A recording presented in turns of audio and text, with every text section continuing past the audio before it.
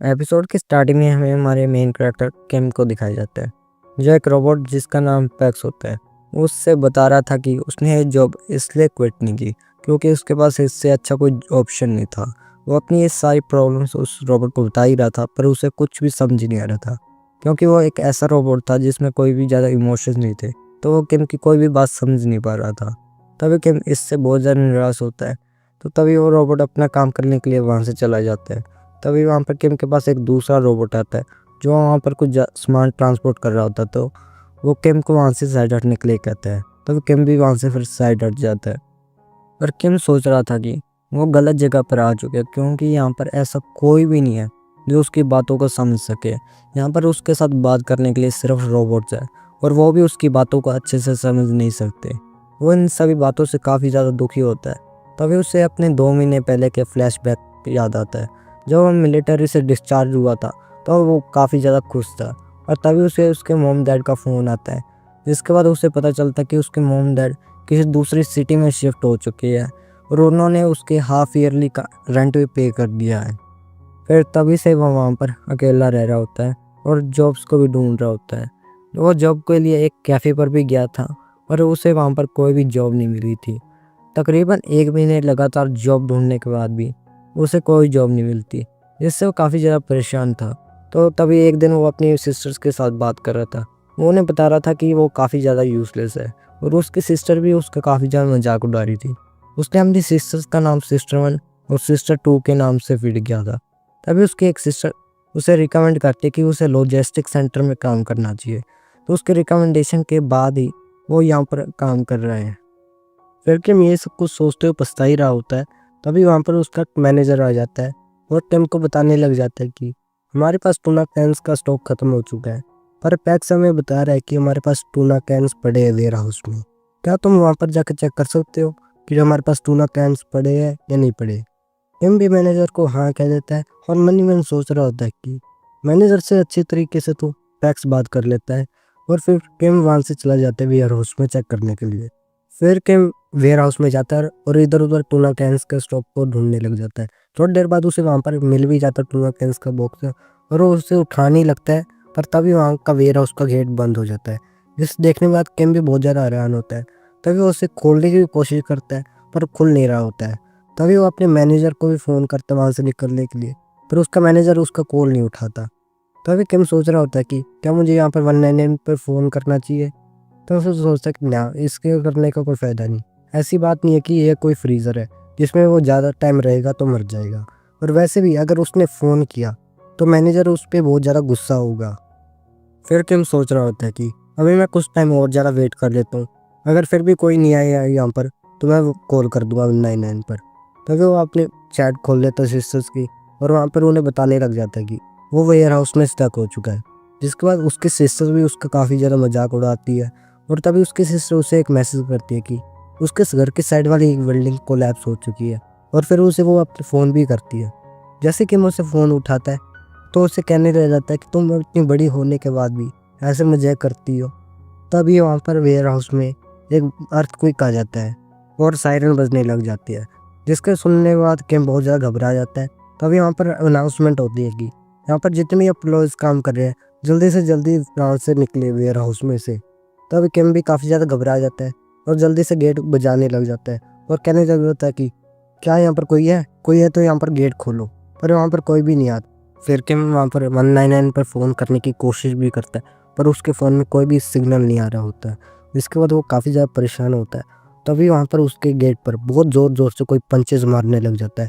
उसके पंचेस इतने ज़्यादा ज़ोर के होते हैं कि उस मोटे से गेट में भी बहुत ज़्यादा बड़ा डेंट आ जाता है और वहाँ से बहुत अजीब अजीब आवाज़ भी आने लग जाती है। जिसे देखने के बाद किम वहाँ पर बहुत ज़्यादा घबरा जाता है। उसके पसीने छूटने लग जाते हैं। वो वहाँ से हिल भी नहीं पाता और सोच रहा होता है कि अगर उसने यहाँ पर अभी कोई साउंड किया तो वो पक्का मर जाएगा। और उस डेंट को देखने के बाद वो कहता है कि यह डेंट किसी भी ह्यूमन का नहीं हो सकता। कोई भी ह्यूमन इतने ज़ोर से एक गेट को नहीं मार सकता कि वो इतना बड़ा डेंट ला दे। जिसके बाद वो वहीं पर बैठ जाता है और सोच रहा होता है कि अभी उसे यहाँ पर क्या करना चाहिए, वो यहाँ पर क्या करे। तभी हमें कुछ टाइम के बाद का सीन दिखाया जाता है। फिर हमें किम को दिखाया जाता है जो वेयर हाउस में बैठा होता है और वहाँ पर कुछ खा रहा होता है। वो बताता है कि हमें कि उसे बंद हुए वेयर हाउस में 3 दिन हो गया और इन 3 दिन में कोई भी उसे ढूंढते हुए नहीं आया। क्या यहाँ पर कोई वॉर तो नहीं होगी बाहर? तभी वो सोचता है कि उसे बाहर का तो कुछ नहीं पता, पर उसे एक चीज़ ज़रूर पता है, उसके यहाँ पर बंद होने के कारण उसकी ज़िंदगी बच गई है। वो सोच रहा था कि वो उसका खाना पानी भी यहाँ पर ख़त्म होने वाला है, तो वो यहाँ पर कितने दिन तक लास्ट करेगा। और उसके फ़ोन की बैटरी भी डाउन है, तो वो अपने नोट्स भी और ज़्यादा नहीं बना सकता। और हमें बताता है कि कल यहाँ पर सायरन बजना भी बंद हो चुका है, जिसके कारण वो अब यहाँ पर आराम से सो सकता है। तभी कैम इन सभी बातों के बारे में सोच ही रहा होता है, तभी उसके सामने एक स्टेटस विंडो ओपन हो जाती है और कैम को बताने लग जाते हैं कि तुम्हें चूज़ किया गया एबिलिटी के लिए, तो आप अपनी एबिलिटी चेक कर सकते हैं। वो इस स्टेटस विंडो को पढ़ ही रहा होता है, तभी उसके सामने एक स्टेटस विंडो आ जाती है जो उसकी एबिलिटीज़ को बता रही होती है। उसकी एबिलिटी होती है कि माई ओन सब स्पेस, जिसके अंदर वो कोई भी आइटम को स्टोर कर सकता है और इस एबिलिटी को यूज़ सिर्फ वो एक बार ही कर सकता है। जिसे देखने के बाद किम सोच रहा होता है कि लगता कि अब मैं तो पूरा पागल हो चुका हूँ, क्योंकि अब मैं रियलिटी और फैंटेसी में भी फ़र्क नहीं बता पा रहा। क्या इस एबिलिटी का कहने का मतलब ये है कि मैं इसमें कुछ भी पुट कर सकता हूँ? तो वो मजाक मजाक में कह देता है कि फिर तो मैं इसमें पूरा लॉजिस्टिक सेंटर ही डाल दूंगा। जिसके बाद स्टेटस विंडो आ जाती है उसके सामने और पूछने लग जाती है क्या आप यहाँ पर लॉजिस्टिक सेंटर को करना चाहेंगे, चूज़ करना चाहेंगे ऑब्जेक्ट की तरह। तब किम भी वहाँ पर यह कर देता है और तभी वहाँ पर एक भूकंप आता है और सारा लॉजिस्टिक सेंटर वहाँ से गायब हो जाता है और किम भी बाहर आ जाता है लॉजिस्टिक सेंटर से। बाहर आने के बाद किम इधर उधर देखता है और काफ़ी ज़्यादा हैरान हो जाता है। वो सोचने लग जाता है कि वो यहाँ से बाहर कैसे आया। तभी उसकी फिर स्टेटस विंडो वहाँ पर आ जाती है और वो बताने लग जाती है कि स्टोरिंग स्टार्ट हो रही है। जिसके बाद किम को बहुत ज़्यादा अजीब लगने लग जाता है और वो वहाँ पर वॉमिट करने लग जाता है। जिसके बाद सिस्टम विंडो दोबारा आती है और बताने लग जाती है कि वो उसके लिए एक सूटेबल ऑपरेटिंग सिस्टम ढूंढ लिया गया है। फिर किम वॉमिट करने के बाद सोच रहा होता है कि मुझे मेरे सिर में बहुत ज़्यादा अजीब सा लग रहा था। तभी किम के सामने एक शैडो आ जाती है बहुत बड़ी और वो शैडो एक ऑर्क की होती है, जिसे देखने के बाद किम काफ़ी ज़्यादा घबरा जाता है और सोचने लग जाता है कि उसे यहाँ पर शांत होना पड़ेगा। यह साउंड बिल्कुल वैसी साउंड है जो 3 दिन पहले अर्थक्वेक आने पर आई थी। जिसके बाद वो काफ़ी ज़्यादा घबराया होता है।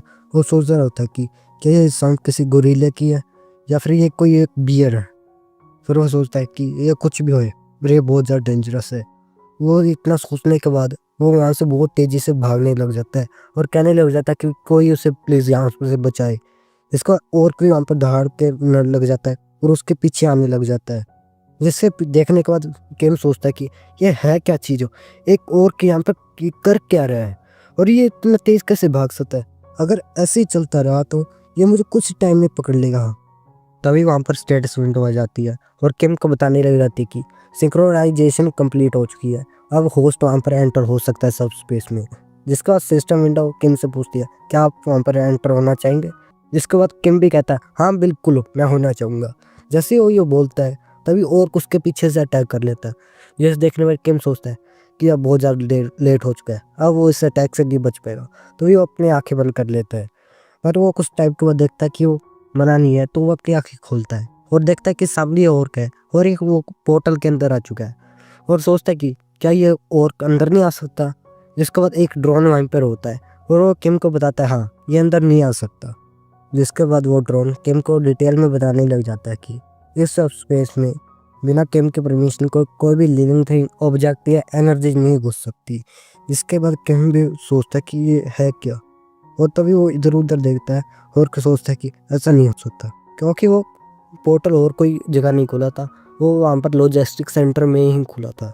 जिस देखने के बाद किम बहुत ज़्यादा हैरान होते हैं। फिर किम उस ड्रोन से पूछता है क्या तुमने सारे लॉजिस्टिक सेंटर को इस सब स्पेस में डाल दिया है। तभी वो बात उससे पूछ ही रहा होता है, तब किम के आगे एक क्वेस्ट विंडो खुल जाती है और उसे बताया जाता है कि उसने पहली बार सब स्पेस में एंटर किया है तो उसे रिवॉर्ड दिया जा रहा है और रिवॉर्ड होता है एक माना स्टोन। जिसके बाद वो माना स्टोन किम के हाथ में आ जाता है और किम उस माना स्टोन को अच्छे से देखने लग जाता है। तभी पीछे से वो और जोर जोर से पोर्टल पे मारने लग जाता है, जिसको किम काफ़ी ज़्यादा घबरा जाता है और उस ड्रोन से पूछता है कि हम तो श्योर हो कि अंदर नहीं घुस सकता, और वो भी कहता है कि हाँ ये बिल्कुल नहीं घुस सकता तुम्हारी परमिशन के बिना। जिसके बाद किम के सामने एक स्टेटस विंडो ओपन होती है जिसमें लॉजिस्टिक सेंटर के बारे में सब कुछ लिखा आया होता है, उसका साइज़, उसमें फ्लोर कितने, आइटम कौन कौन से है, शिपिंग स्पीड क्या है। जिसे देखने के बाद वो एक चीज़ देखता है और बहुत ज़्यादा हैरान होता है और वो पूछता भी पैक्स से कि ये 2 मिनट मेंटेनेंस क्या है। जिसका पैक्स उसे बताता है कि 2 मिनट के बाद सारी लॉजिस्टिक सेंटर की बिजली चली जाएगी, जिसके कारण यहाँ तक कि फ्रिज के आइटम्स भी ख़राब हो सकते हैं। और अगर किम चाहे तो सारी बिजली ला सकता है। तो उसे जो अभी एक माइलस्टोन मिला है उसे वो यूज़ करके पूरे लॉजिस्टिक सेंटर में बिजली ला सकता है। फिर पैक्स डिटेल में उसे बताने लग जाता है कि जब लॉजिस्टिक सेंटर को सब स्पेस में लाया गया था तो उसका इलेक्ट्रिसिटी सोर्स चेंज कर दिया गया माइलस्टोन से। तो एक माइलस्टोन से 24 आवर तक चल सकता है पूरा लॉजिस्टिक सेंटर। जिसे सुनने पर केम काफ़ी ज़्यादा हैरान हो जाता है और कहता है इतनी देर तक चल सकते हैं एक माइलस्टोन से। पैक्स उसे ये सभी बातें बता ही रहा होता है कि तभी पूरे लॉजिस्टिक सेंटर की बिजली चली जाती है।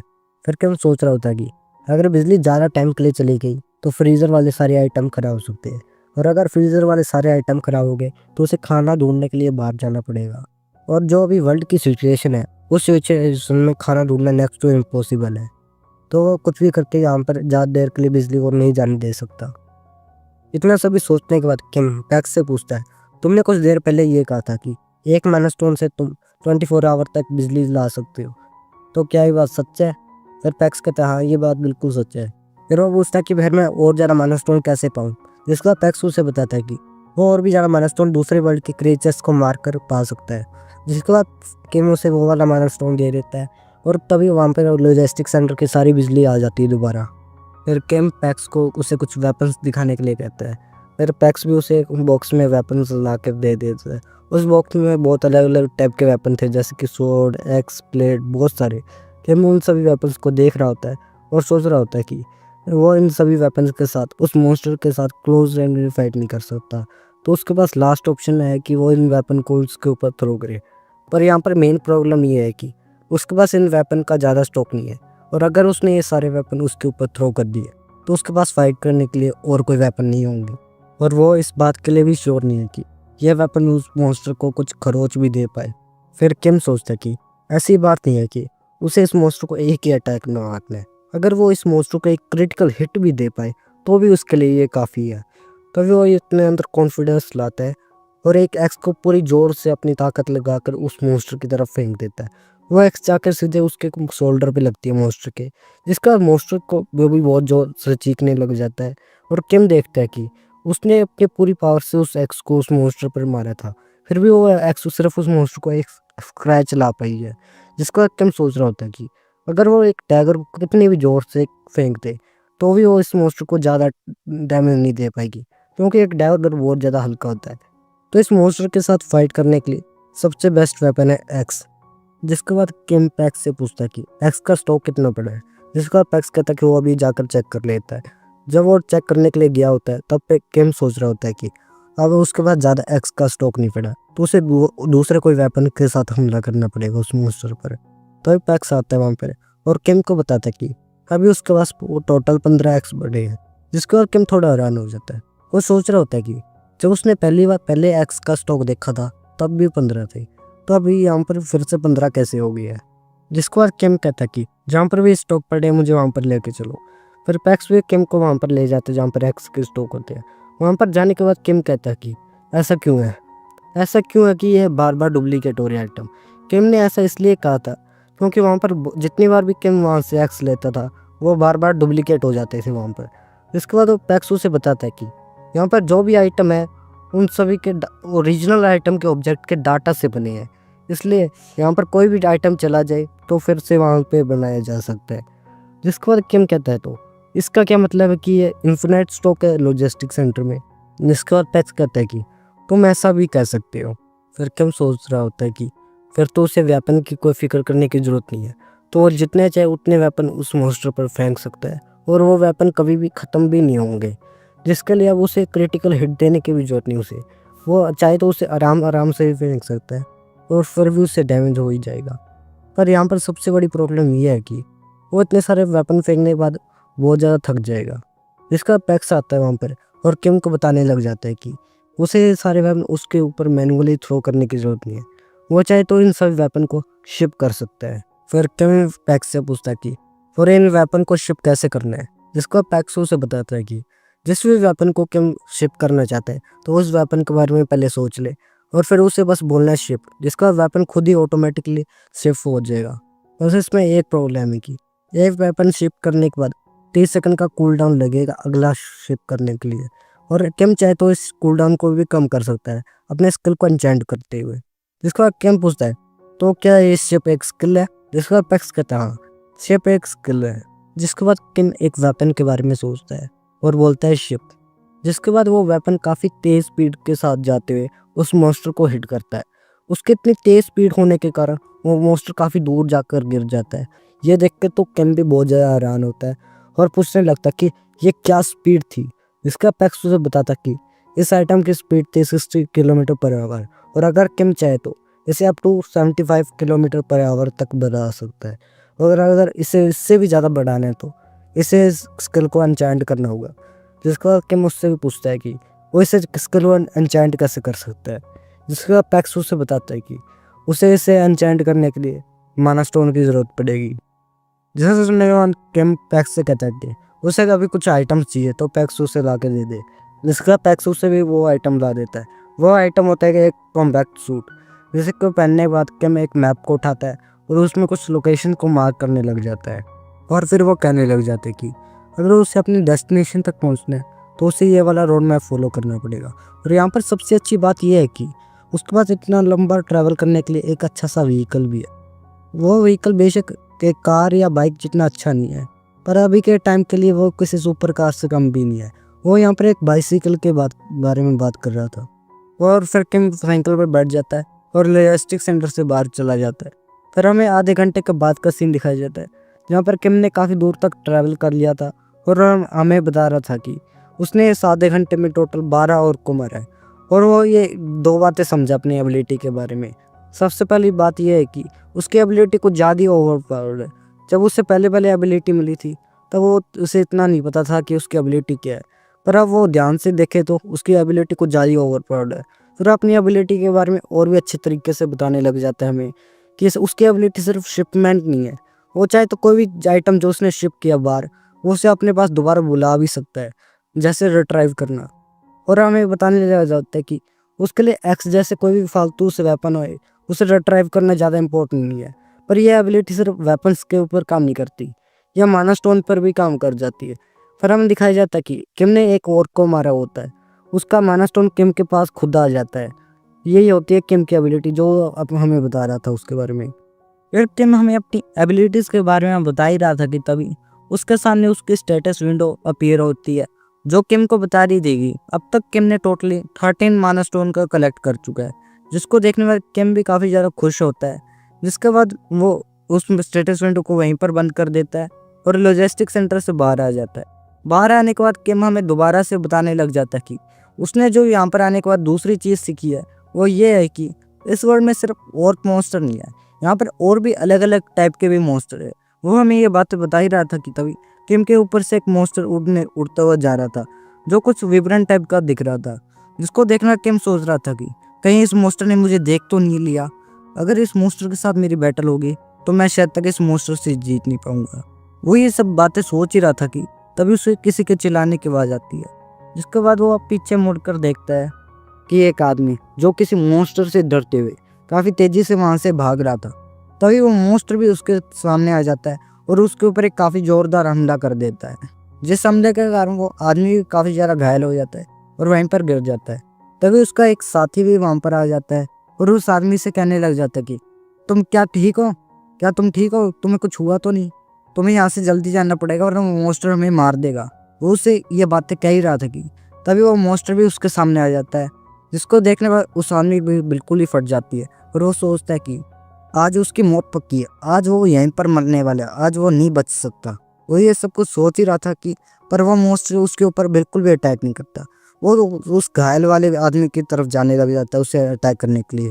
जिसके बाद दूसरा आदमी सोचता है कि ये मेरे ऊपर अटैक नहीं कर रहा, ये उसके ऊपर अटैक कर रहा है, तो मुझे कुछ ना कुछ करके इस मॉन्स्टर का ध्यान डिस्ट्रैक्ट करना पड़ेगा जिससे वो उसके ऊपर अटैक ना कर पाए। वो यहाँ पर कर क्या सकता है?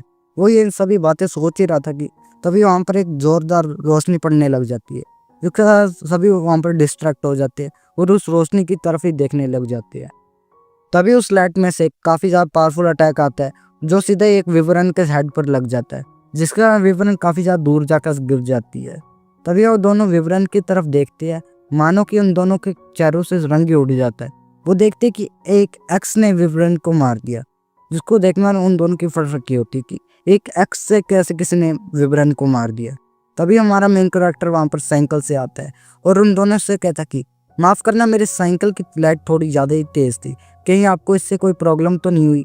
जिसको देखने के बाद उनकी तो और ज़्यादा फट जाती है और सोचने लग जाते कि इस आदमी ने एक विवरण को एक्स के साथ मार दिया, वो भी साइकिल चलाते चलाते। उनकी यहाँ पर बिल्कुल फटी रखी होती है। तभी हमारा मेन कैरेक्टर उनसे कहता है, क्या तुम ठीक हो? जिससे सुनने के बाद वो दोनों अपने होश में आ जाते हैं और हमारे मेन कैरेक्टर किम का शुक्रिया करने लग जाते हैं। जिसका किम उन्हें कहता है कि मुझे खुशी हुई कि मैं आपके किसी काम आ पाया। और तभी उनमें से एक आदमी किम से पूछ ही रहता है कि क्या तुम कोई सोल्जर हो क्या, जो तुमने ऐसे कपड़े पहने हैं? जिसका किम उन्हें बताता कि नहीं नहीं, वो कोई सोल्जर नहीं है, वो पैक्स नाम के लॉजिस्टिक सेंटर में काम करता है। जिसको सुनने के बाद वो आदमी कहता है कि तो तुम एक लॉजिस्टिक सेंटर में काम करते हो, मुझे तो तुम्हारे कपड़े देखने से लगा कि तुम कोई एक सोल्जर हो। तभी यहाँ पर दूसरा खड़ा हुआ आदमी किम से कहता है कि इवन कि तुम एक सोल्जर भी नहीं हो, पर तुम्हें देखने से लगता है कि तुम कोई अवेकनर हो, जिसने कोई स्किल या कोई एबिलिटी अवेक कर लिया है, जिसके कारण तुम इतने ज़्यादा स्ट्रॉन्ग हो। तभी किम हैरान होते उससे पूछता है कि क्या तुम एबिलिटीज़ के बारे में जानते हो? जिसका वो आदमी उसे बताता है कि हाँ, मैं भी जानता हूँ एबिलिटीज़ के बारे में, क्योंकि मैंने भी एक एबिलिटी अवेकन किया। मेरी एबिलिटी तुम्हारी एबिलिटी के जितनी कुछ खास तो नहीं है, पर फिर भी ठीक है। मैंने एक ड्राइवर की एबिलिटी अवेक की है, जब तक मैंने तो अभी तक टेस्ट भी नहीं किया है। जिसके बाद उनके बीच में ऐसी बातें हो रही थी। तभी किम उस आदमी से पूछता है कि क्या यहाँ पर कोई और भी लोग हैं? फिर उनमें से एक आदमी किम को बताने लग जाता है कि जैसे कि तुम्हें पता ही होगा कि यह ब्लॉक सी है और यहाँ पर एक लॉजिस्टिक सेंटर है, जिसमें काफ़ी ज़्यादा खाने पीने की सप्लाई होगी। यही सोच के काफ़ी ज़्यादा लोग यहाँ पर इकट्ठा हो गए थे।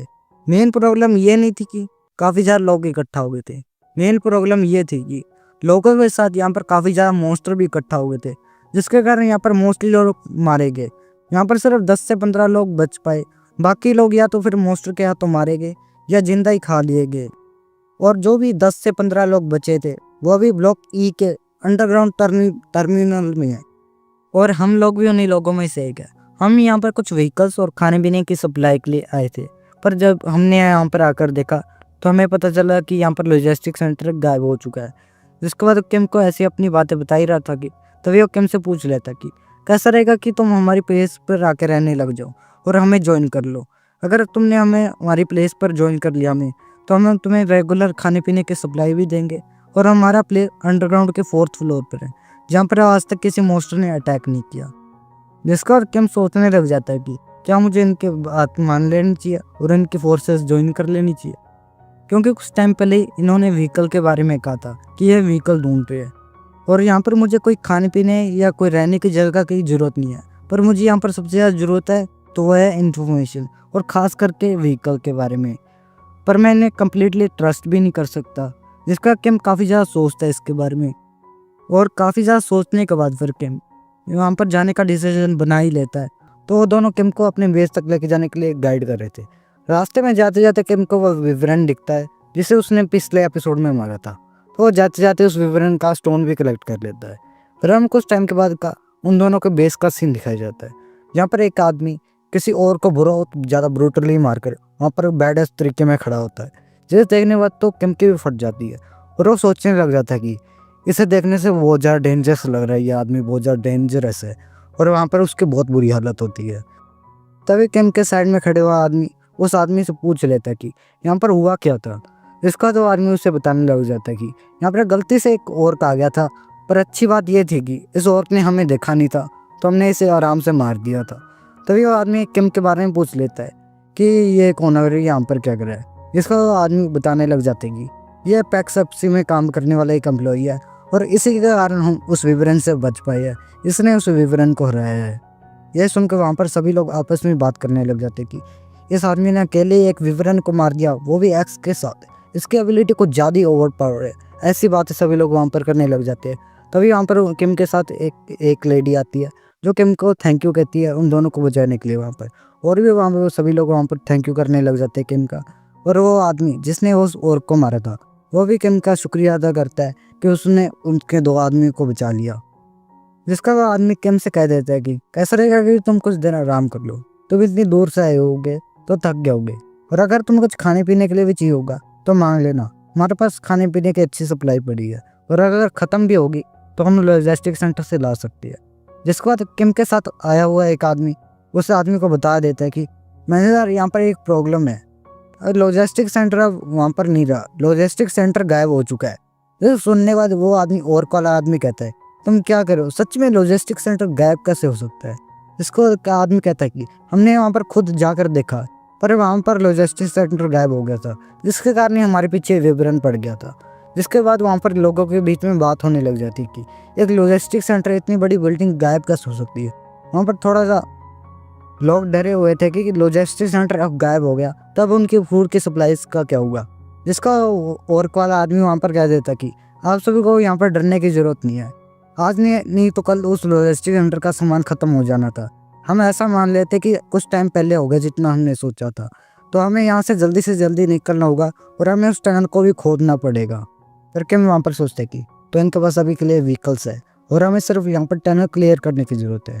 अगर हमने यहाँ से टनल क्लियर कर दी तो हम यहाँ से एस्केप कर सकते हैं, और टनल को क्लियर करनी उसके लिए कोई ज़्यादा बड़ी बात नहीं रहेगी।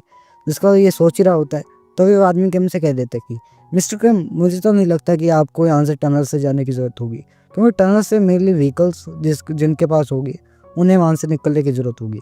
आप चल कर या बाइसिकल पर और भी रास्ते हैं आपके लिए जाने के, तो शायद तक आप तो हमारे साथ आएंगे नहीं। जिसका किम कह देता है कि नहीं, ऐसी बात नहीं है कि मुझे भी यहाँ से जाने के लिए एक व्हीकल ही चाहिए था, तो मैं भी आपके साथ टनल से ही जाऊँगा। जिसका मतलब वो वहाँ पर हंसने लग जाता है और कह देता है तो मतलब किम आप हमारे साथ ही चलेंगे, तो यह बहुत अच्छी बात है, तो हमारी फोर्सेस और ज़्यादा बड़ी हो जाएगी और हमें यहाँ से निकलने में बहुत ज़्यादा आसानी होगी। जिसका किम का भी कहता है कि मैं भी अपनी पूरी कोशिश करूँगा आपकी हेल्प करने की। और मन ही मन वो सोचते हैं कि मुझे इन लोगों पर कंप्लीट ट्रस्ट नहीं है, क्योंकि इन्होंने यहाँ पर लॉजिस्टिक सेंटर से बहुत ज़्यादा सप्लाईज ले ली है, पर इन्होंने अब तक मुझे ये बताया नहीं कि इन्होंने कितनी सप्लाई की है। तो ये इसका मतलब यही है कि ये लोग भी मेरे ऊपर कम्प्लीटली ट्रस्ट नहीं कर सकते। तो मैं अपनी एबिलिटीज़ भी इन्हें अच्छे से बता नहीं सकता, क्योंकि ये दिक्कत हो जाएगी अगर इन्होंने मेरी एबिलिटी देख ली और इन्हें पता चल गया कि मेरे पास ये लॉजिस्टिक सेंटर है। इसका ये काफ़ी ज़्यादा ऐसी बातें सोचता है। पर कुछ समय के बाद किम उस आदमी के पास आता है और उसे बताने लग जाता है कि अभी उसे वहाँ पर टनल पर जाके कुछ चेक करनी चीज़ है, तो वो यहाँ से जाना चाहेगा। और मन ही मन वो सोच रहा था कि अगर वो टनल पर अकेला जा सका तो वहाँ पर अकेला ही टनल को क्लियर कर देगा, और उन्हें इस लोगों को अपनी एबिलिटी के बारे में भी बताना नहीं पड़ेगा, और वो वहाँ से काफ़ी ज़्यादा माइलस्टोन भी लेकर आ सकते हैं। फिर हमें कुछ टाइम पहले का सीन दिखाया जाता है जहाँ पर किम कुछ और को मार रहा था, और वहाँ पर कुछ उसके पास स्टेटस विंडो में अलग अलग ऑप्शन आ रखे थे नए नए स्किल के, जहाँ पर वो अलग अलग स्किल्स को ओपन कर सकता था माइलस्टोन देकर। जिस देखने पर किम भी काफ़ी ज़्यादा हैरान होता है। वो सोच रहा था कि इतनी अच्छी स्किल भी है उसके पास, और वो सोचता है कि इतने सस्ते में उसके इतने अच्छे स्किल मिल रहे हैं, ये तो काफ़ी अच्छी डील है। और वो सोचता है कि अभी उसके पास कितने माइलस्टोन है। फिर हमें प्रेजेंट में दिखाया जाता है और वो सोचता है कि अच्छा हुआ कि अभी तक उसने बहुत सारे माइलस्टोन सेव कर लिया है, और अगर और उस टनल पर जाकर उन्हें मार भी पाया विवरण को, तो और भी ज़्यादा काफ़ी ज़्यादा माइलस्टोन को कलेक्ट कर सकता है, जिससे वो अपने बाकी सारे स्किल्स को भी अनलॉक कर सकता है। फिर हमें कुछ टाइम के बाद सीन दिखाया जाता है, वहाँ पर किम जाने के लिए तैयार होता है और उसके साथ वो आदमी भी होता है जिसे किम ने बचाया था। और वो आदमी किम को बता रहा था कि मिस्टर किम, वहाँ पर वो जगह डेंजरस है, तो आपको वहाँ पर अकेला नहीं जाना चाहिए, तो मैं आपके साथ चलूँगा वहाँ पर। जिसका किम मुझसे कहता है कि क्या तुम्हें डर नहीं है, तुम्हारे पीछे से फिर से विवरण पड़ जाएगा। जिसको आदमी कहता है कि मुझे आपके ऊपर बिल्कुल ट्रस्ट है कि आप मुझे दोबारा से बचा लोगे अगर ऐसा कुछ हुआ।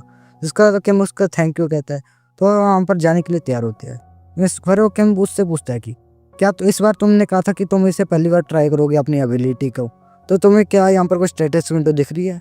जिसको आदमी किम को बताता है कि मुझे सिर्फ तब देखी थी स्टेटस विंडो जब मैंने अवेकनिंग की थी, तब से लेकर अब तक कोई भी मुझे स्टेटस विंडो नहीं दिखी, पर मुझे कुछ फीलिंग आ रही है कि मैं इसे ड्राइव कर सकता हूँ अच्छे तरीके से। जिसको हमें दिखाया जाता है कि वो ड्राइविंग करने लग जाता है और किम काफ़ी ज़्यादा हैरान हो जाता है, और हमें दिखाया जाता है कि वो किस स्टाइल से ड्राइव कर रहा था। वो एक अलग ही स्टाइल से ड्राइव कर रहा था, जिस देखने वाला किम भी पूछ लेता है उससे कि तुम इस तरह से साइकिल क्यों चला रहे हो। जिसके बाद आदमी किम को बताने लग जाता है कि यहाँ पर रोड पर बहुत ज़्यादा कार्स है, तो ऐसे साइकिल चलाएगा तो उसे अच्छे से दिखेगा।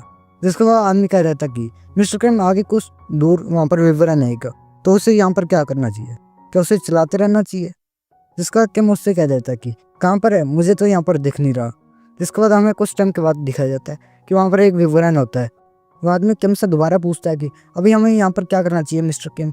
वो उससे पूछ ही रहा था तो अभी तक किम ने उस विवरण को मार दिया था और उस आदमी से कह रहा था तुम पीछे मत देखो, तुम सिर्फ ड्राइव करो। जिसका वो आदमी भी कह देता है ठीक है।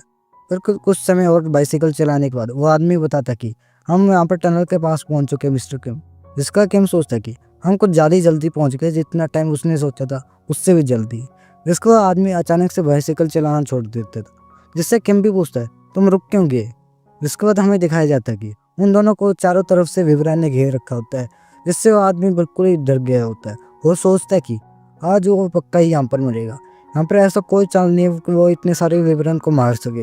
यहाँ तक कि मिस्टर किम की एबिलिटी के साथ भी वो इतने सारे विवरण को नहीं मार पाएंगे, तो आज उनका मरना तो पक्का ही है।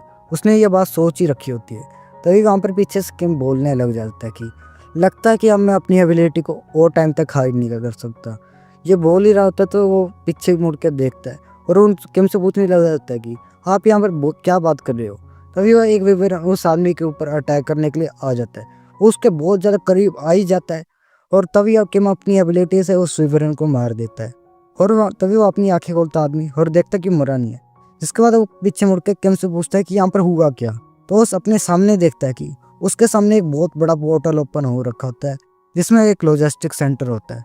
और फिर इसके बाद हमें वहाँ पर एक स्टेटस विंडो दिखाई जाती है, जिसमें हमें बताया जाता है कि किम ने अपनी शिपमेंट एबिलिटी का कूल डाउन 30 सेकंड से लेकर 5 सेकंड तक रिड्यूस कर लिया होता है। और उसके पास नोटिफिकेशन आता है कि अगर आप इसका रिड्यूस और ज़्यादा करना चाहते हैं कूल डाउन, तो आपको अपनी एबिलिटी सबस्पेस का लेवल अप करना होगा। और हमें वहाँ पर किम को दिखाया जाता है जो भी उसने विवरण को मारा होता है वहाँ पर वो उसके माना स्टोन को कलेक्ट करा होता है। और वहाँ पर खड़ा हुआ वो आदमी वो भी ये सब कुछ देख रहा होता है। तभी किम उस आदमी से कह देता है कि अब से तुम्हें मेरे पास ही रहना होगा ताकि मैं तुम्हें प्रोटेक्ट कर सकूँ। यहाँ पर सिर्फ यही रास्ता है कि हम यहाँ पर एक्सप्लोर कर सके।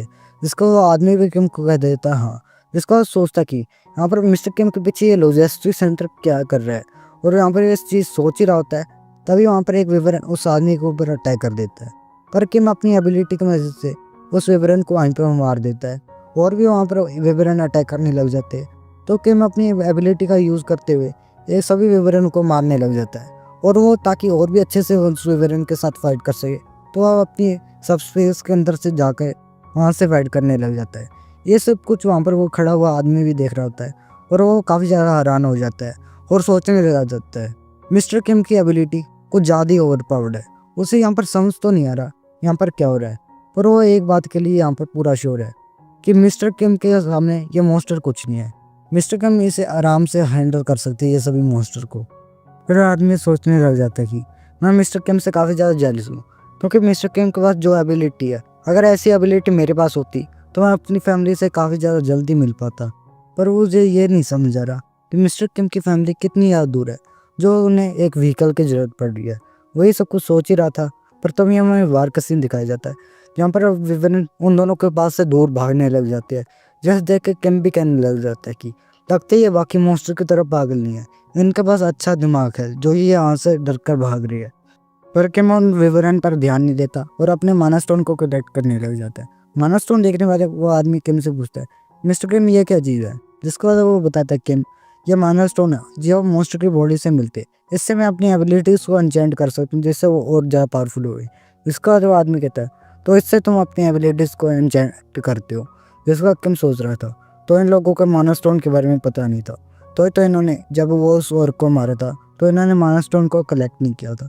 जिसका वो आदमी किम को कहने लग जाता है मिस्टर किम जितनी एबिलिटी आपके पास और पावर है उसके साथ तो आपको हमारी कोई ज़रूरत ही नहीं थी। आप चाहते तो आप यहाँ से अकेले ही निकल सकते थे। जिसको सुनने पर किम थोड़ा सा मुंह ऐसा बनाता जैसा कि आप देख सकते हैं।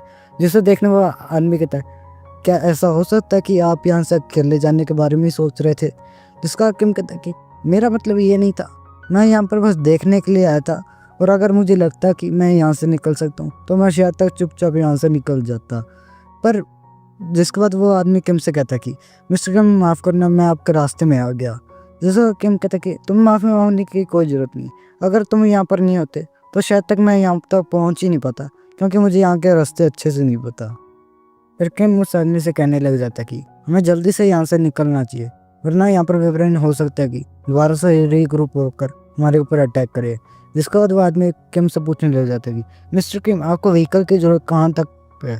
जिसके बाद किम बताने लग जाता है कि उसे व्हीकल की ज़रूरत अपनी फैमिली तक ढूंढने के लिए ज़रूरत है, और यहाँ से सबसे ज़्यादा नज़दीक प्लेस है गंगनम, और उसे जाना है उजेगबू।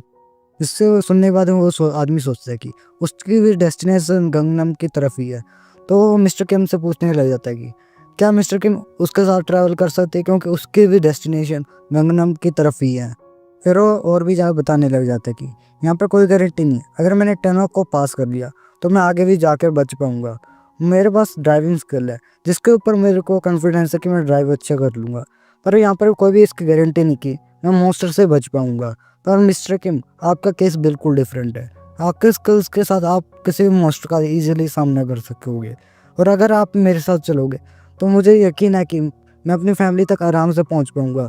मैं आपको प्रॉमिस करता हूँ कि मैं आपके ऊपर कोई बर्डन नहीं बनूंगा, तो प्लीज़ आप मुझे अपने साथ ले जाइए। जिसको किम सोचने लग जाता है कि ये बहुत ही अच्छा एक्सक्यूज़ रहेगा, अगर ये मेरे साथ रहेगा तो मैं जल्दी से जल्दी अपनी डेस्टिनेशन तक भी पहुँच पाऊँगा, और ये एक अच्छा बहाना भी है। इससे मैं अपनी एबिलिटीज़ के वो भी छुपा सकता हूँ। अगर मैंने अपनी एबिलिटीज़ को नहीं छुपाया बाकी लोगों से, तो शायद ऐसा भी हो सकता है कि बाकी लोग मुझे अपने साथ लेके जाने के लिए वहाँ पर फोर्स करें। और सबसे ज़्यादा भरोसा भी मैं इस पर ही करता हूँ। कुछ समय पहले जब हमारे पीछे विवरण पड़े थे, तब इसने अपनी जान पर खेलकर यहाँ पर आया था मेरे लिए। फिर ये इतना सब कुछ सोचने के बाद कि मैं उससे कह देता है कि मैं तुम्हारे साथ आने के लिए तैयार हूँ, पर मेरी भी यहाँ पर एक शर्त है। मैं चाहता हूँ कि इस टनल को मैं सिर्फ अकेला क्लियर करूँ और कोई भी यहाँ पर ना आए। अगर कोई यहाँ पर और होगा तो वो सिर्फ मेरे रास्ते में होगा। क्या तुम बाकी सभी लोगों को कन्विंस कर सकते हो इस बात के लिए।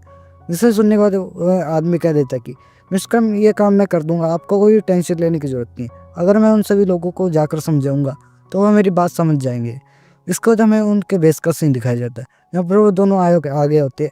वहाँ पर वो आदमी सभी लोगों को बताने लग जाते हैं कि मिस्टर किम इस टनल को सब अकेले ही क्लियर कर देंगे, हमें बस यहाँ पर रहकर इंतज़ार करना है मिस्टर किम का टनल क्लियर करने का, और कुछ नहीं करना। मुझे पता आप सभी लोग मिस्टर किम की एबिलिटीज़ के बारे में जानने के बारे में क्यूरियस होंगे, पर अभी आपको इन चीज़ों की टेंशन लेने की ज़रूरत नहीं है। इसको सुनने के बाद वहाँ पर सभी लोग बातें करने लग जाती कि तो ये मिस्टर किम उस टनल को अकेले क्लियर करेंगे और हमें यहाँ पर बैठ कर बस वेट करना है। क्या ये हमें अपनी प्लान के बारे में बता नहीं सकते कि ये क्या कर रहे हैं। जैसे सुनने के बाद वो कह देता है कि आदमी हाँ ज़रूर, क्यों नहीं। जैसे सुनने के बाद वहाँ पर किम सोचता है कि लगता कि मैं फंस चुका हूँ। मैंने इसे मेरी एबिलिटी को सीक्रेट रखने के बारे में कहा था, और ये आकर सभी को उसके बारे में बताने लग गया है, पर अब कुछ नहीं हो सकता। अब इसने बता ही दिया है तो हमें उसके हिसाब से चलना होगा। फिर कैम उन सभी लोगों से कहने लग जाता कि फिर हम सभी लोग कल टनल को क्लियर करने के लिए जाएंगे, तो सभी लोग तैयार हो जाना। और मन ही मन सोच रहा था, लगता कि अभी भी ये मेरी बातों से कन्विंस नहीं हुए है, क्योंकि अभी इनको सबसे ज़्यादा जिस बात की टेंशन है वह है खाने पीने की सप्लाई। अगर मैं टनल को जल्दी से जल्दी क्लियर कर दूँ तो उन लोगों की टेंशन क्लियर हो सकती है। वो ये कुछ सोच ही रहा था, तभी उन सब का लीडर वहाँ पर आ जाता है और किम को कहने लग जाता है कि मिस्टर किम, मैं आपको आपकी एबिलिटी के बारे में नहीं पूछूंगा और ना ही मुझे जानना है, पर मैं आपके डिसीज़न की रिस्पेक्ट करता हूँ कि आपने जो भी ये कुछ कहा होगा ये कुछ सोच समझ के लिए हमारे लिए कहा होगा।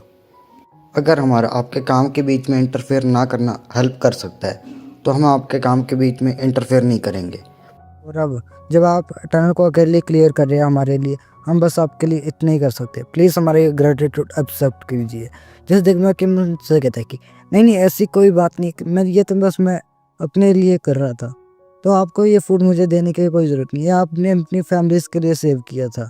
वो ये बातें कह ही रहा था उनसे, तभी वो आदमी जो किम के साथ था वो किम को बताता है कि आपको ये फूड आप ले लेना चाहिए, इन्होंने बहुत ज़्यादा मेहनत से इसे इकट्ठा किया है, और अगर आप ये नहीं लेंगे तो इन्हें बुरा लग सकता है। और ऐसी बात भी नहीं की, यहाँ पर सिर्फ हम लोगों की फैमिली है। मिस्टर किम, आपकी भी फैमिली है, तो आपको भी इसकी ज़रूरत होगी, प्लीज़ आप ले लीजिए।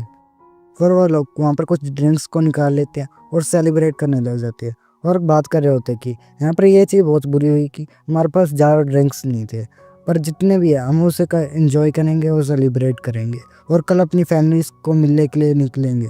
और फिर वो वहाँ पर लोग सेलिब्रेट करने लग जाते हैं और बहुत ज़्यादा खुश होते हैं। फिर हमें अगले दिन का सीन दिखाया जाता है, जहाँ पर किम और बाकी सभी लोग तैयार होकर टनल के बाहर खड़े होते हैं।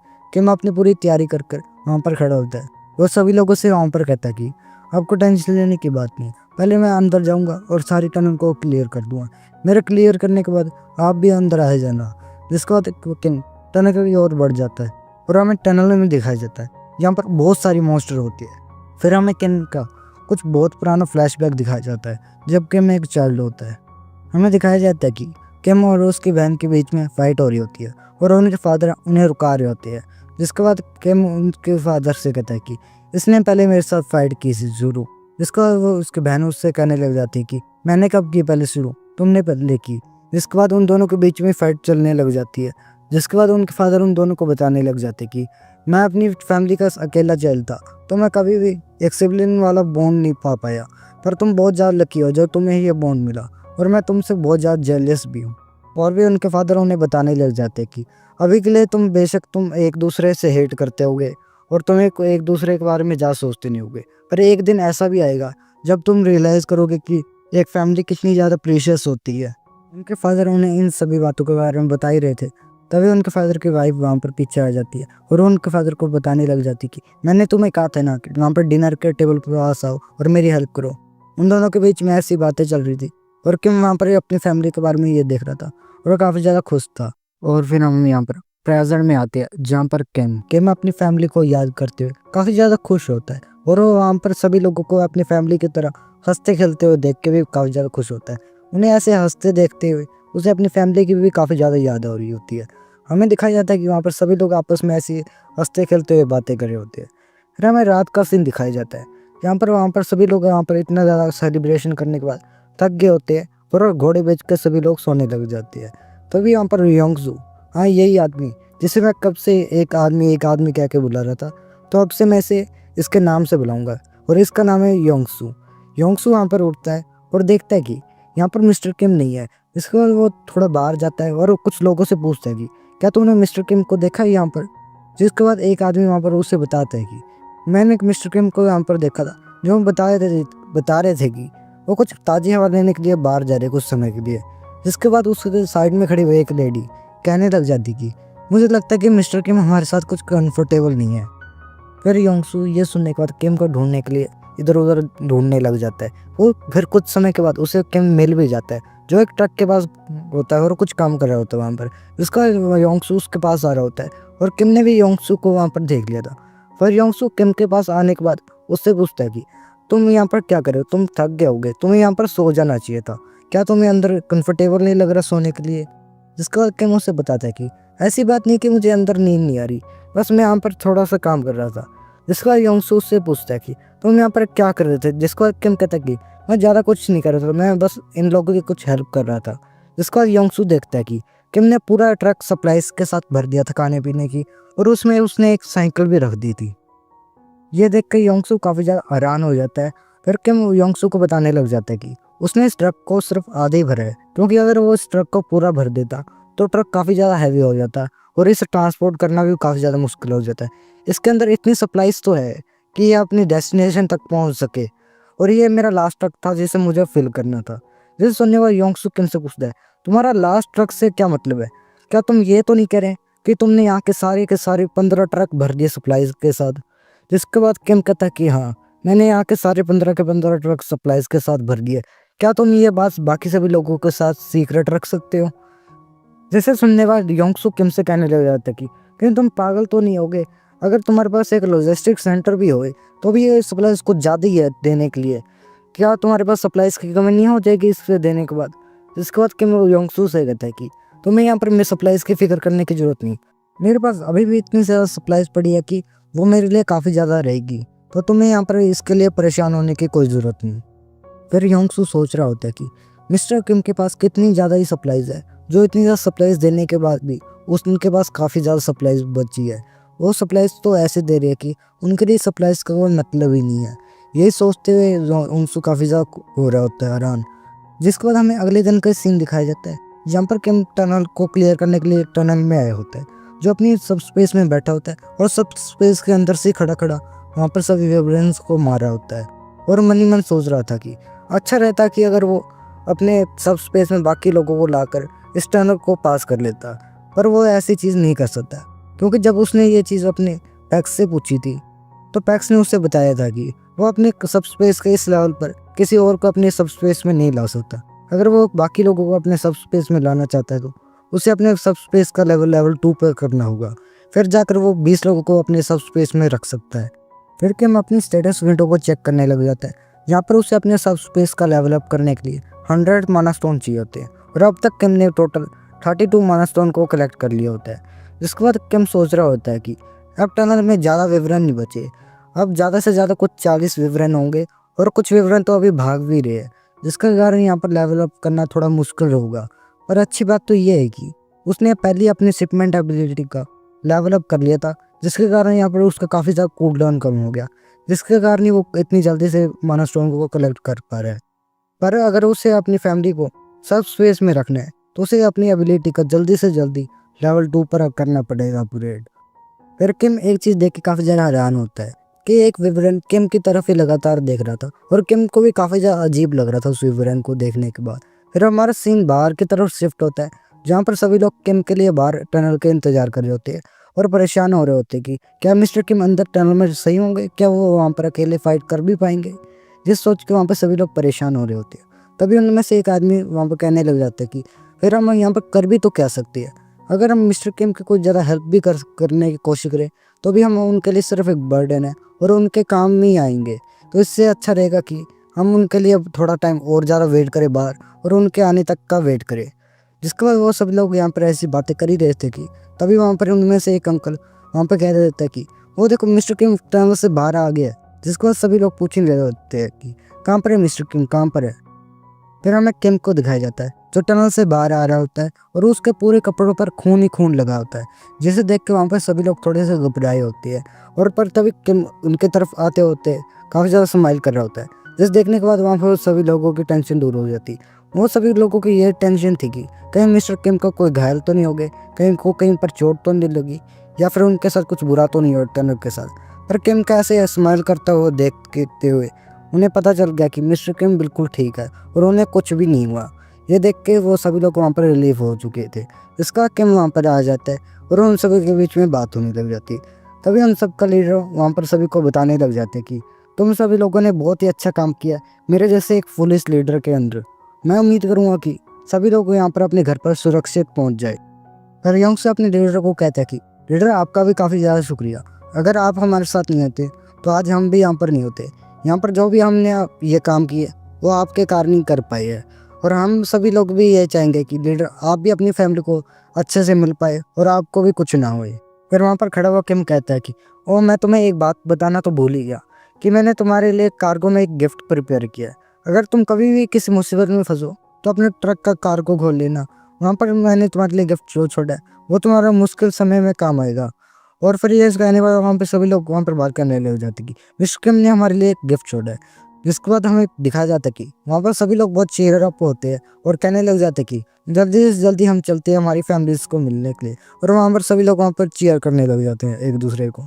जिसके बाद हमें सीन दिखाया जाता है कि वहाँ पर सभी लोग अपने ट्रक्स पर बैठते हैं और टनल को क्रॉस करने लग जाते हैं। बाकी सभी लोग तो अपने अपने रास्ते पर जा रहे होते हैं। किम और योंगसू एक दूसरे रास्ते पर जाते हैं सभी लोगों से अलग। किम वहाँ पर खिड़की के पास बैठा होता है और कुछ सोच रहा होता है कि वह विवरण क्या था। जैसे ही मैंने उस विवरण को देखा वो जल्दी से जल्दी वहाँ से चला गया और मुझे उसे अच्छे से देखने का मौका भी नहीं मिला। पर मैं एक चीज़ के लिए बहुत ज़्यादा श्योर हूँ कि वो एक विवरण नहीं था, पर वो बाकी विवरण से कुछ ज़्यादा ही बड़ा था। क्या वो एक विवरण का लीडर था या कोई अडल्ट विवरण था? वो ये सब कुछ सोच रहा होता है, और तभी हमें दिखाया जाता है कि वो योंगसू गाड़ी चला ही रहा होता है। तभी वहाँ पर एक अजीब सा किम को साउंड सुनाई देता है। फिर हमें दिखाया जाता है कि रोड पे काफ़ी ज़्यादा डेड बॉडीज़ होती है और उन्हीं के कारण वहाँ पर ऐसा साउंड आया होता है। ये देखने के बाद किम भी सोच रहा होता है कि वो यहाँ पर ऐसे इसके बारे में कुछ नहीं कर सकते। यहाँ पर कोई भी रोड अच्छे से रोड नहीं पड़ी साफ, यहाँ पर हर जगह डेड बॉडीज़ पड़ी होगी मॉन्स्टर की या फिर इंसानों की। वो किसी भी रोड पर चल जाए उन्हें सभी जगह ऐसा ही मिलेगा। वो इन सभी बातों के बारे में सोच ही रहा होता है, और अचानक से वहाँ पर योंगसू कुछ दूर जाने के बाद अपने ट्रक को रोकता है और किम को बताता है कि आगे का रास्ता ब्लॉक है, और ये जो रास्ता ब्लॉक किया गया है इसे देखने से लगता है कि ये किसी मिलिट्री के लोगों ने रास्ता ब्लॉक किया है। वो शायद तक किसी मॉन्स्टर को यहाँ पर आने से रोक रहे होंगे। तो मुझे लगता है कि अभी हमें यहाँ पर अपना रास्ता चेंज कर लेना चाहिए और किसी और रूट से अपने डेस्टिनेशन पर जाना चाहिए, जिसको किम भी वहाँ पर देख रहा होता है और वो उसे योंगसू को कहता है कि 1 मिनट रुको, वहाँ पर ब्रिज के एंड पर देखो, वहाँ पर कुछ मॉन्स्टर होते हैं जिन्हें देखने के बाद किम कहता है कि अब मुझे समझ आया कि मिलिट्री वाले लोग किन मॉन्स्टर को रोकने की कोशिश कर रहे थे। उन मॉन्स्टर को देखने के बाद किम तो ये सोच रहा था कि अगर वो इन मॉन्स्टर को मार पाया तो वो अपने सब स्पेस का लेवल अप कर पाएगा। पर वहाँ पर योंगसू ये कहता है किम को कि वो जल्दी से जल्दी ट्रक को मोड़ता है और किसी और रास्ते पे चलता है क्योंकि ये रास्ता काफ़ी ज़्यादा खतरनाक है। पर तभी किम की नज़र रोड के साइड में बने हुए एक फुटपाथ पर जाती है, जिसे देखने के बाद किम के दिमाग में एक आइडिया आता है। जिसके बाद किम योंगसू को वहीं पर रुकने के लिए कहता है और उससे पूछता है कि क्या तुम उस फुटपाथ पर अब इस ट्रक को ड्राइव कर पाओगे। जिसके बाद योंगसू कहता है कि यह रास्ता थोड़ा पतला है पर वो यहाँ पर आराम से ड्राइव कर पाए, कोई दिक्कत नहीं होगी इससे ज़्यादा। जिसके बाद फिर किम उससे कहता है कि फिर अब हमें वापस पीछे मुड़ने की जरूरत नहीं है, तो अब हमें सीधा आगे बढ़ना चाहिए। जिसको सुनने के बाद योंगसू कहता है कि ऐसा नहीं हो सकता, तुम यहाँ पर जाने के बारे में तो नहीं सोच रहे। जिसके बाद किम कहता है कि हाँ, वो आगे बढ़ने के बारे में ही सोच रहा था।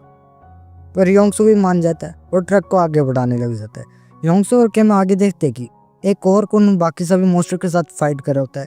स्टार्टिंग में लगता है कि वो और कुन सभी मॉन्स्टर के ऊपर भारी पड़ेगा, पर जब वो सारे मॉन्स्टर एक साथ उस और के ऊपर हमला करते हैं तो उसे नीचे गिरा देते हैं और उस और को जिंदा ही खा लेते हैं।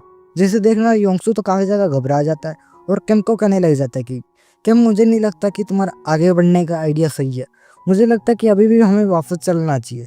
जिसके बाद वो किम योंगसू को कहता है कि क्या तुमने एक गेम का नाम सुना है जिसमें 3 अलग अलग रेसेस आपस में फाइट करती है। जिसे देखने के बाद योंगसू किम को बताते हैं कि हाँ, उसने इस गेम के बारे में सुना है, उसके जनरेशन में ऐसा कोई भी नहीं होगा जिसने इस गेम को नहीं सुना होगा। जिसके बाद किम उस गेम के बारे में बताने लग जाता है और उसे अपनी रियलिटी में भी कंपैरिजन करने लग जाता है। ये चीज़ें हमारे ज़्यादा काम की नहीं है, तो मैं इन सभी बातों का भी स्किप करूँगा और डायरेक्ट आगे चलती है। जिसके बाद वो योंगसू को किम आगे बढ़ाने के लिए कहता ट्रक, और योंगसू भी आगे बढ़ा देता। जिसके बाद योंगसू उस ट्रक को फुटपाथ पर एंटर करा देता है। उस ट्रक के वहाँ पर आने के साथ ही वो मुँह से उस ट्रक को देख लेते हैं और उसकी तरफ आने लग जाते हैं। जिसके बाद किम अपनी स्टेटस विंडो को खोलता है और वहाँ पर कहने लग जाते कि वो कब से वेट कर रहा था कि वो स्किल को कहीं पर जाकर यूज़ कर सके, और लगता है कि अब वो स्किल को यूज़ करने का टाइम आ गया है। जिसको किम उस स्किल को अनलॉक कर देता है। वो स्किल होता है ऑटो शिपमेंट। जिसके बाद किम उसे 10 माइलस्टोन लगाकर उस स्किल को अनलॉक कर देता है और फिर वो पैक्स से कहता है कि अभी जो भी उसके पास माइलस्टोन बचे है उससे वो शिपिंग स्पीड को तेज़ कर दे। इसका पैक्स 5 माइलस्टोन के साथ शिपिंग स्पीड को 100 तक पहुँचा देता है। जिसे देखने वाला किम कहता है कि ये हुआ ना कुछ अच्छी बात, अब आएगा ना गेम खेलने में मजा। वो ये बात करते हैं कि तभी वो सारे मॉन्स्टर किम के ऊपर फाइट करने के लिए आ जाते हैं। जिसका किम एक डबल डोर फ्रिज को सिलेक्ट करता है और उन सभी मॉन्स्टर के ऊपर लगातार फेंकने लग जाता है। एक फ्रिज के साथ ही काफ़ी ज़्यादा मॉन्स्टर वहाँ पर मरने लग जाते हैं और किम को काफ़ी ज़्यादा माइलस्टोन भी रिसीव होते हैं वहाँ पर। जिसे देखने में किम भी काफ़ी ज़्यादा खुश होता है वहाँ पर। फिर किम सोच रहा था कि अगर वो अभी फ्रिज की जगह किसी एक्स को यूज़ करता तो उसके लिए काफ़ी ज़्यादा अच्छा नहीं रहता, क्योंकि एक एक्स को अगर वो 100 किलोमीटर पर आवर की स्पीड से फेंके तो भी हाउंड्स को ज़्यादा फर्क नहीं पड़ेगा, क्योंकि ये हाउंड सिर्फ स्पीड नहीं है इनके पास, ये काफ़ी ज़्यादा क्विक भी है। तो वो ये एक्स को डॉज भी कर सकते थे, और अगर किसी हाउंड को एक्स लग भी जाती और मर भी जाता तो भी इन्हें ज़्यादा कोई फर्क नहीं पड़ता और वो फिर भी मेरी तरफ फाइट करने के लिए आगे बढ़ते, जिसके कारण उन्हें हराना बहुत ज़्यादा मुश्किल होना था।